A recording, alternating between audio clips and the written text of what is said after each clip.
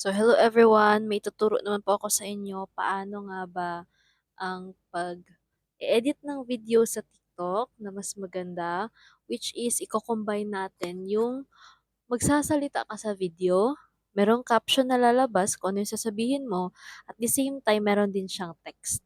This is a detailed step-by-step na tutorial para sa mga hindi talaga marunong mag-edit sa TikTok. So, ito first yung gagawin mo. So, since andito ka na sa TikTok, sabihin natin meron ka ng video na na-shoot or meron ka ng video sa sarili mo na nagsalita ka.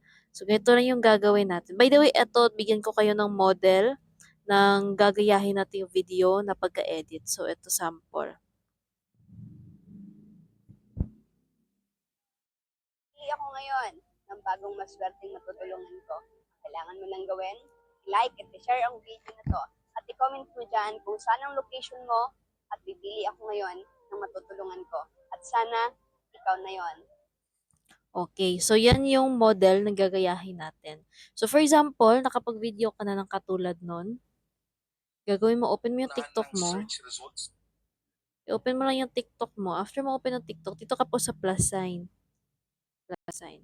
Wait lang. Nasa tamang TikTok ba ako?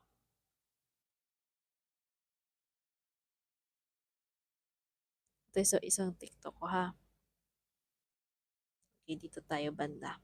So, mangyayari ang gagawin is plus sign. Pag kindik yung plus, dito po tayo sa itong square sa left side, sa baba. Click mo yan. Sabihin natin, ito yung video, yung itong 12 seconds, ito yung video na video mo, shinoot mo, at ito yung i-edit natin, for example. Next, unang gagawin is dito po tayo sa itong arrow down, captions. Mag-generate lang yan, hihintayin mo. Kasi yung caption, dun lalabas yung sinabi sa video. So, for example, katulad yan. Isa ka sa nakapanood ng video na to.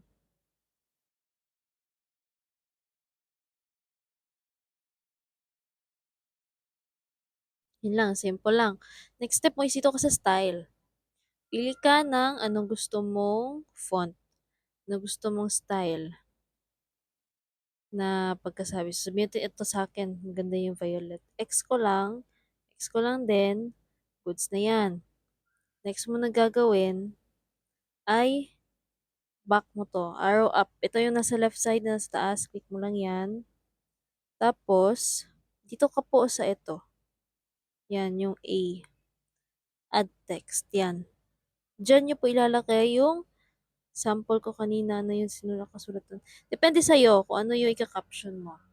Sabihin natin, pwede mo ilagay, comment mo, ano, trabaho.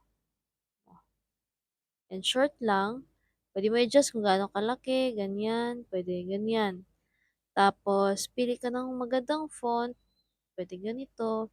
Tapos, kung hindi siya klaro, lagyan mo ng ganito. Okay? After nyan, pwede mo yan i-adjust.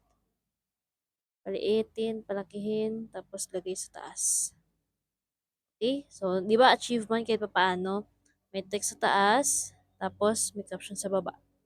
So, huwag mo lang lagyan ng sound. Make sure lang na naririnig yung boses. And after that, i-next mo lang. Tapos, lagyan mo ng hashtags, captions, kahit ano. So, ganda may hashtag FYP, may hashtag OFW, nun, ganyan, ganyan. Tapos, post. Simple as that. Kuha po ba?